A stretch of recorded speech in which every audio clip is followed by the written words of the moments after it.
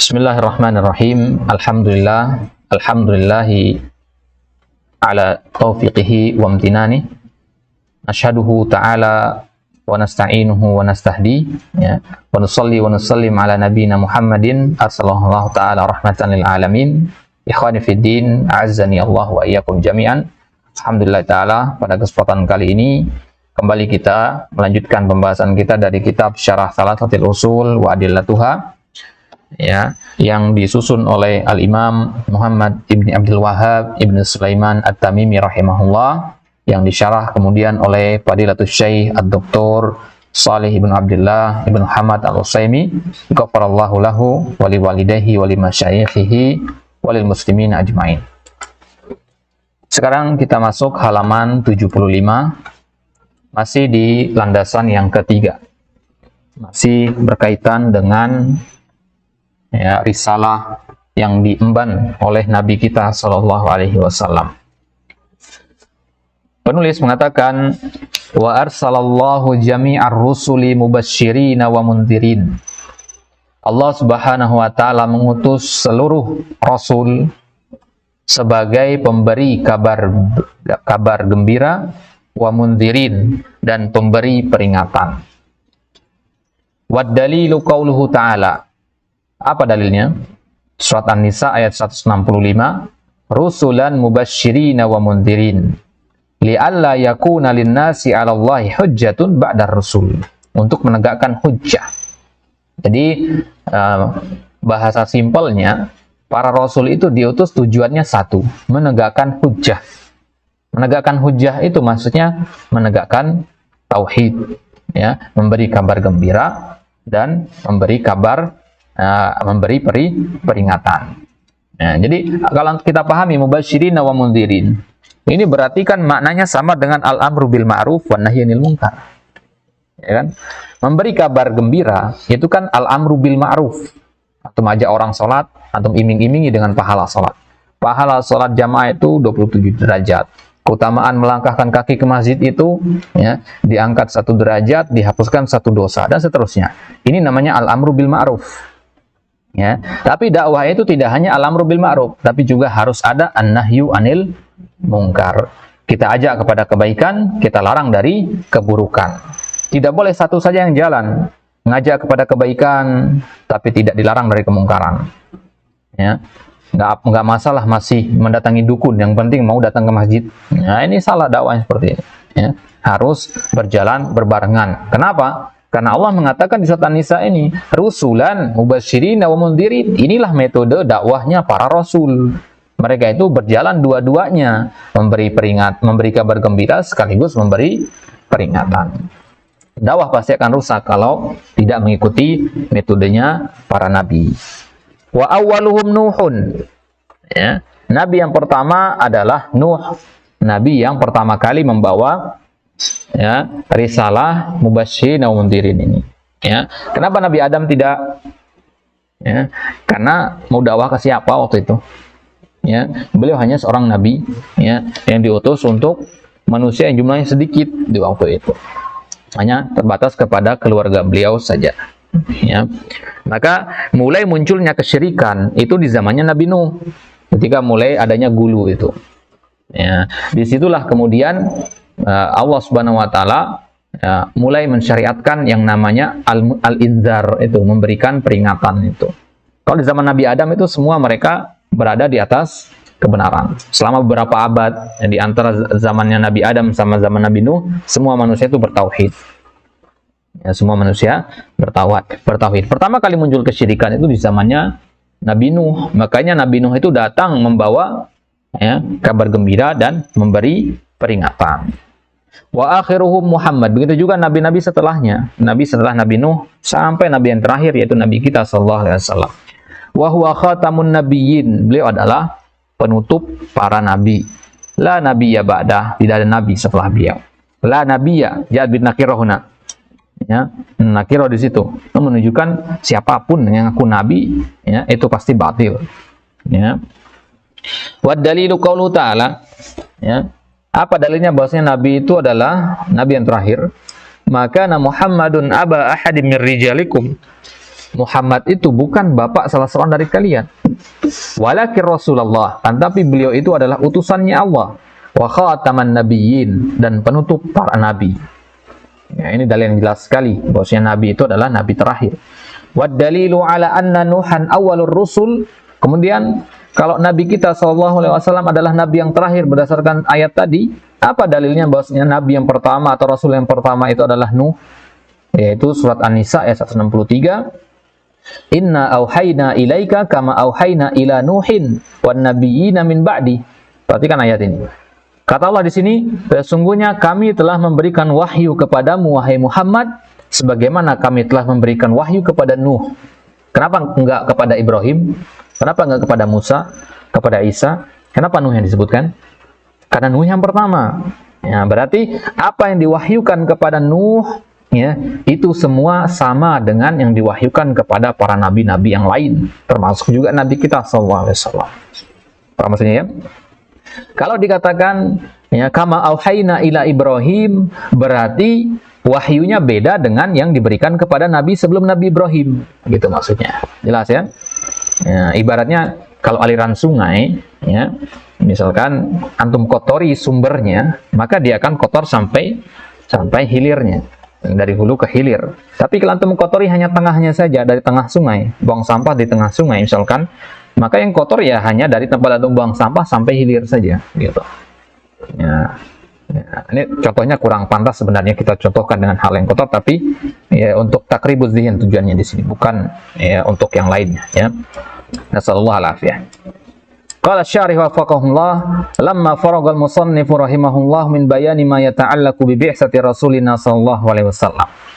Tatkala Syekh telah selesai dari penjelasan, faragatnya selesai, makanya sesuatu yang kosong atau sesuatu yang habis itu dikatakan farid.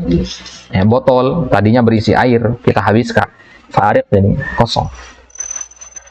Tatkala penulis telah selesai dari penjelasan tentang ma yata'allaku, sesuatu yang berkaitan dengan diutusnya Nabi kita sallallahu alaihi wasallam, dzakara qaidatan kulliyatan fi ba'tsir rusul.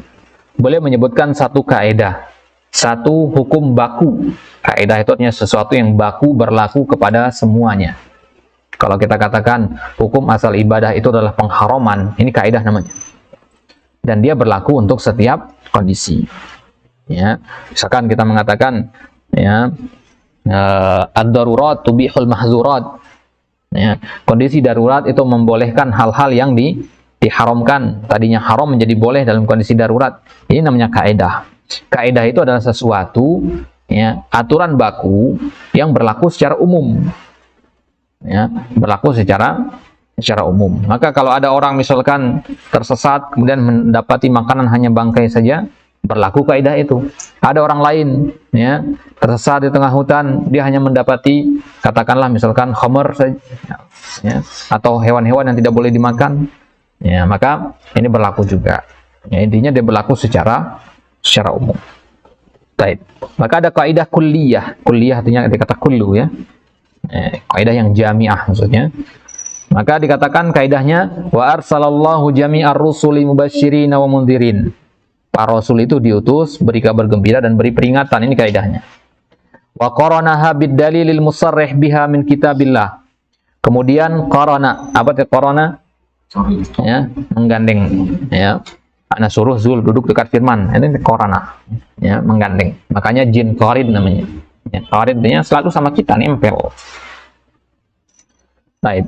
Jadi Syekh ya menggandeng kaidah ini dengan dalil yang menjelaskan kaidah tadi. Al-musarrih artinya yang menjelaskan kaidah tadi. Dari Al-Qur'an dalilnya. Ya. Yaitu ayat yang tadi itu. Fa ba'tsuhum yatadammanu amrayn. Maka diutusnya para rasul itu ada dua hal maknanya. Ada dua yang dikandung oleh diutusnya para rasul. Pertama, al-bisyarah liman ata'ahum bil falahi fid dunya wal akhirah. Kabar gembira bagi mereka yang mentaati para rasul tadi. Apa kabar gembira yang mereka bawa? Al-falah, kemenangan di dunia maupun di akhirat. Kemenangan di dunia, ya mendapatkan kenikmatan dunia, mendapatkan ketenangan dalam hidupnya, kenikmatan di akhirat, ya surga. Ya. Kemudian yang kedua, poin utama dari diputusnya para rasul itu adalah an-nidharah. Pakai kasrah ya, sudah kita sampaikan kemarin. Yang benar itu an-nidharah bukan an-nadharah. An-nidharah liman asahum minal khusrani fid dunya wal akhirah. Itu memberi peringatan kepada orang yang menyelisihi ya perintah ya para nabi-nabi tersebut. Kalau menyelisih perintah para nabi tersebut, yang didapati apa? Al-khusron. Al-khusron ini lawan dari al-falah. Kalau al-falah artinya kemenangan, kesuksesan, al-khusron artinya kerugian, bangkrut di dunia maupun di akhirat. Tsumma dzakarul musannifu mas'alatain. Kemudian ya, Syekh menyebutkan dua permasalahan. Permasalahan yang pertama, anna awwalar rusuli huwa Nuhun alaihi salam. Bahwasanya rasul yang pertama adalah Nuh alaihi salam. Ya. Wasaniyah anna akhirahum huwa Muhammadun sallallahu alaihi wasallam. Kemudian rasul yang terakhir ya adalah Nabi sallallahu alaihi wasallam. Ya.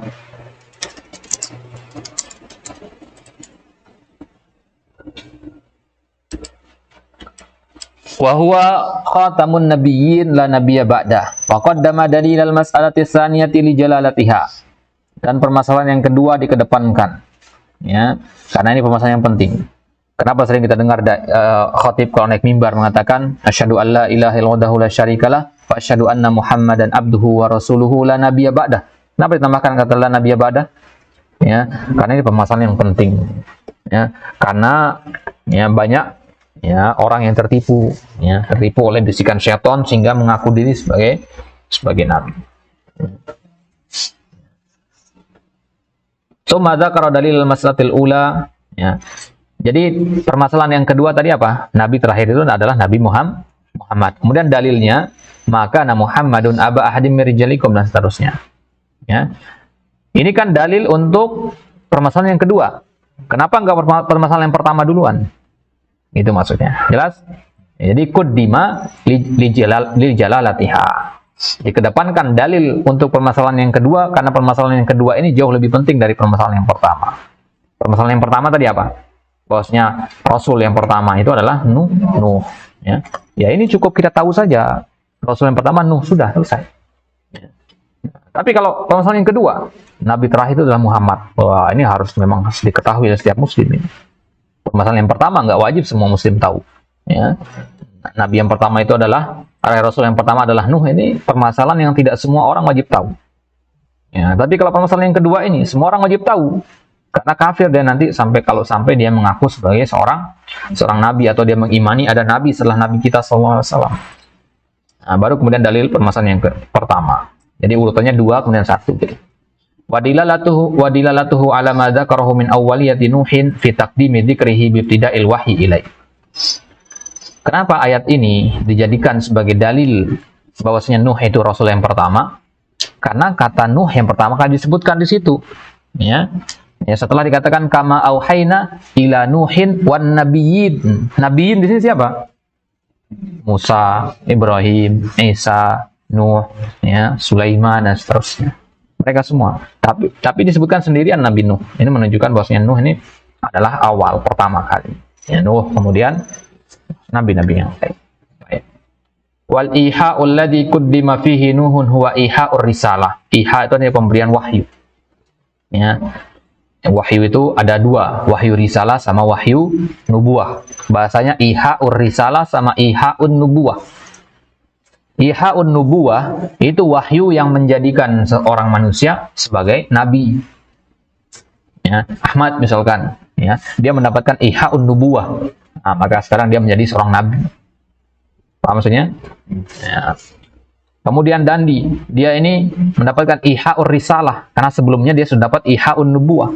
Maka sekarang dia naik level. Nah, jadinya seorang rasul. Ya, logikanya begitu. Baik. Maka wal iha'ul ladzi quddima fihi Nuhun huwa iha'ur risalah. Ya, amma iha'un nubuwah fataqaddamahu fihi Adam alaihissalam ittifaqan. Nah, jadi di ayat ini dikatakan auhayna, wahyu. Ya, kenapa enggak digunakan kata nabi atau nubuwah?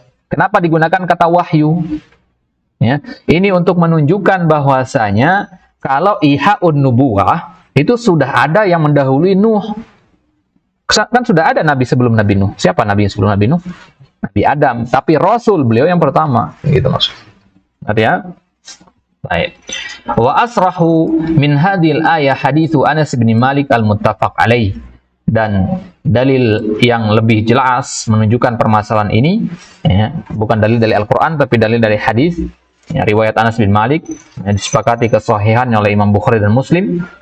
Wa fihi anna Adam alaihissalam yaqul, ya, disebutkan dalam hadis tersebut bahwasanya Nabi Adam berkata, "Wa'tu Nuhan awwala rasulin ba'atsahullahu ila ahli al-ard." Ya, yaitu Nuhan awwala rasulin. Bahwasanya nanti ya akan datang seorang, ya, rasul. Dia adalah rasul yang pertama, namanya Nuh.